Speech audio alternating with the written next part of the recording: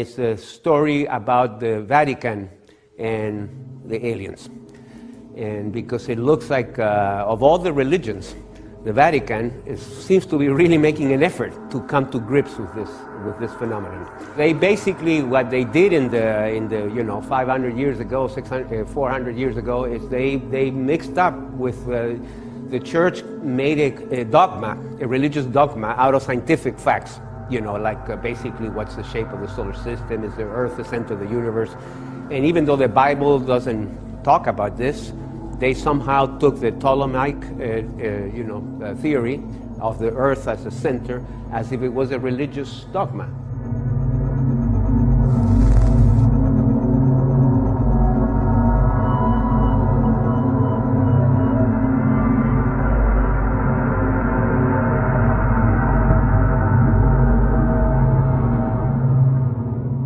Most people are familiar with Balducci, who was the great Monsignor. I had the privilege of meeting him twice. Of course, Mauricio knew him well. And he was a great guy. He was the Roman Catholic exorcist, the Vatican exorcist. And then he became the Vatican ufologist, and openly so, although he said always that this was his own views, not necessarily the official views of the Vatican. But obviously the Vatican allowed him to go and say this, otherwise he would have been censored. And believe me, when the Vatican wants to shut up someone, they do it. They don't burn them anymore, but they have other techniques. And anyway, so Balducci was a great guy, and now he was very clear in his philosophy that aliens were not connected to either angels or demons. As you will see, there are many people that have written books. John Keel was one of them, even Jacques Vallée, where they kind of mix all these things. But Balducci said, no, these are different things. First of all, because angels and demons, even though they can materialize between places and stuff like that, they don't need machines to fly, but UFOs do. So he really believed that UFOs were some kind of extraterrestrial.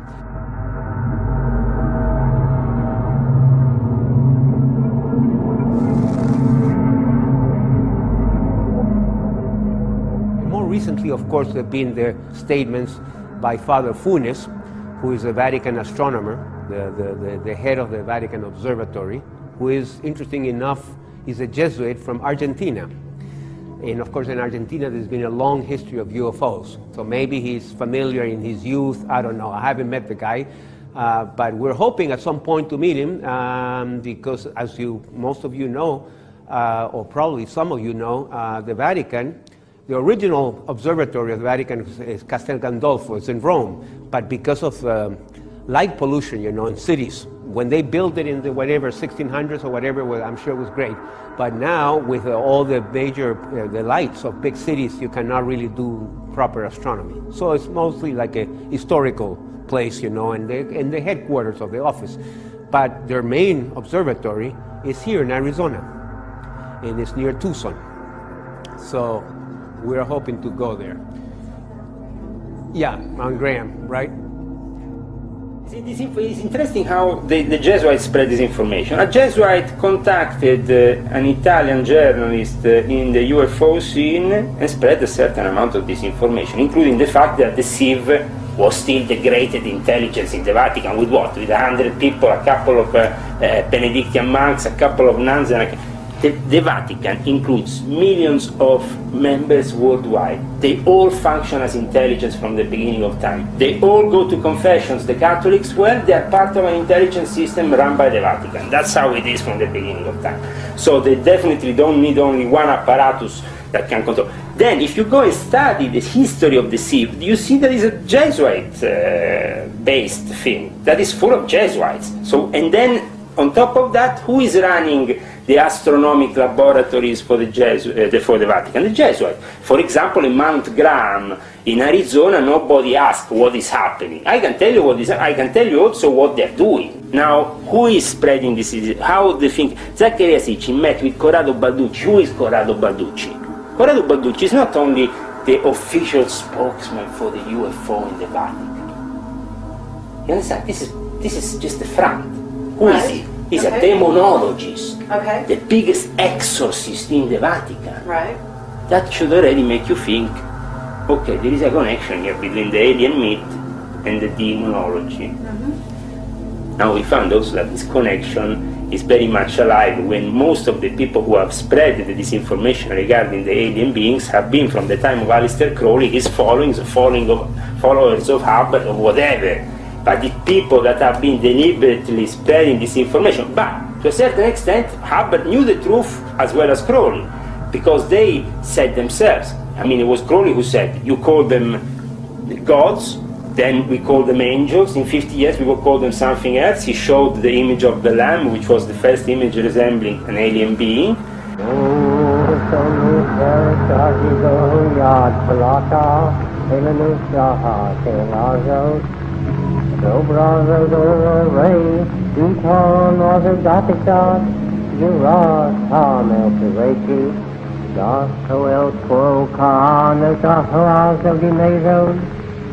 To be my head no be no hard of the end.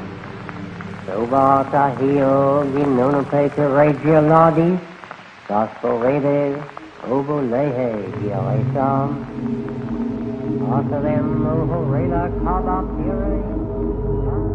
There are operations regarding the evocation of Jinns, coming from other dimensions. So, an interdimensional door is created, is opened up. Where can these interdimensional doors can be opened up? In certain spaces, certain places, certain holy ground from ancient times known to possess that's possibility. For example, a purpose. For example, in Iraq, for example.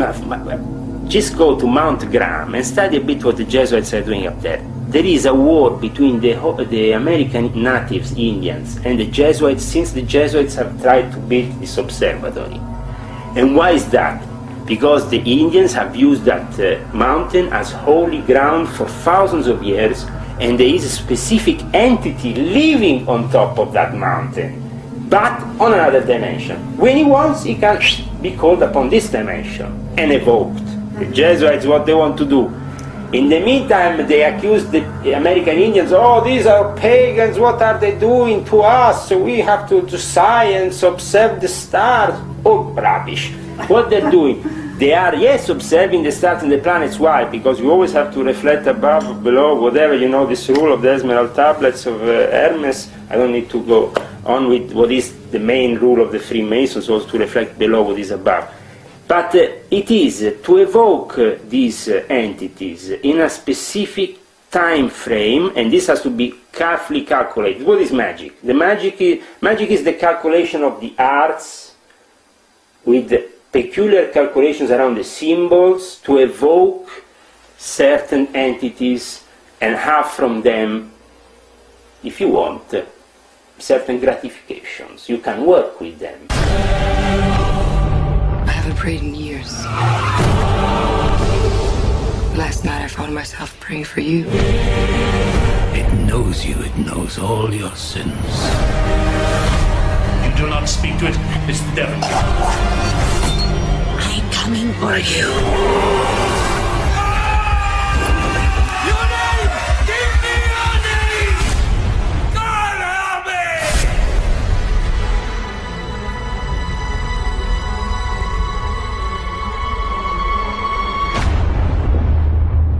You can only defeat it when you believe in it.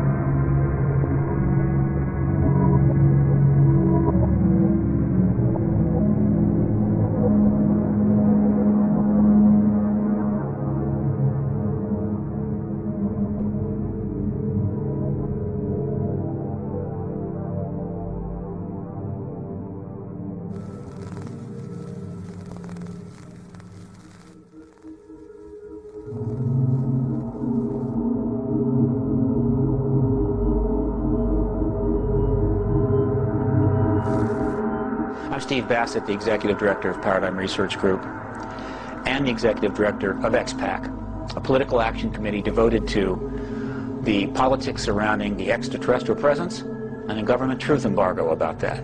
The government's not telling you the truth about the ET presence, if you don't already know that. I invite you to go to Paradigm Research Group's website at www.paradigmresearchgroup.org or www.x-ppac.org and read about this issue. Read about the politics. Read about the work that's been done.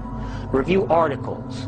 Explore an enormous bibliography, as well as quotes by people of high rank and station. You will quickly figure out there's something to this. This is real.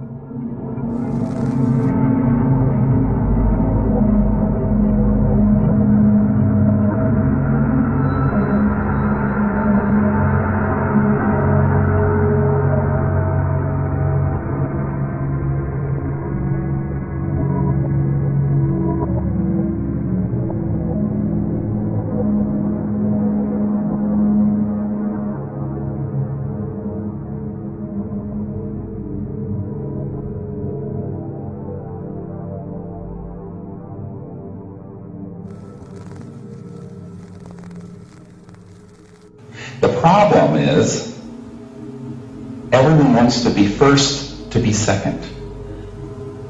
No one wants to stick their neck out on this. Therefore, we did the Disclosure Project. When I put these briefings together, Lawrence Rockefeller hosted the Clintons at his ranch. And Lawrence was the philosopher of the family. He went to Princeton with McDonald, old man McDonald of McDonnell Douglas Aerospace. But when he was hosting the Clintons at his ranch, and he was going through all these materials that we had put together, Hillary Clinton stood up and said, "Stop. We don't want to hear any more. This is too dangerous." And that was the end of that.